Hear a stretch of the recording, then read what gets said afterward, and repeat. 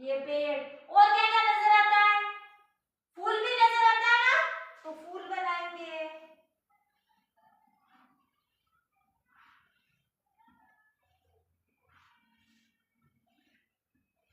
ये फूल।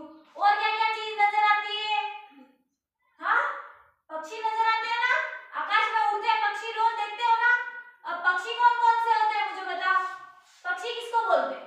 आकाश में जो उड़ते हैं वो पक्षी होते हैं ना सारे। तो पक्षी में मुझे नाम बताओ, किसी को पता है पक्षी कौन कौन से? कौन कौन से? नहीं पता? कौवा, कौवा पक्षी होता है ना। मैना भी पक्षी होती है। और कौन कौन से? तोता पक्षी होता है, कबूतर पक्षी होता है, मोर पक्षी होता है, बहुत सारे होते हैं ना। और जानवर में कौन कौन जानवर होते हैं?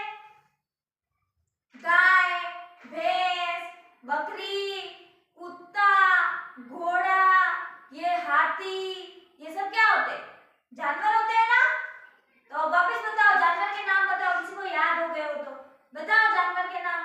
किसी को याद हुआ? मैंने अभी बताया जो हुए याद। सब मेरे साथ में बोलो जोर जोर से, ठीक है? मैं बोलूंगी, बोलो। गाय, गाय, भैंस, भैंस, बकरी, बकरी, ऊंट, ऊंट। हो गए सब।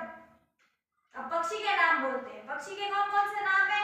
कौवा, कौवा, तोता, तोता, मैना,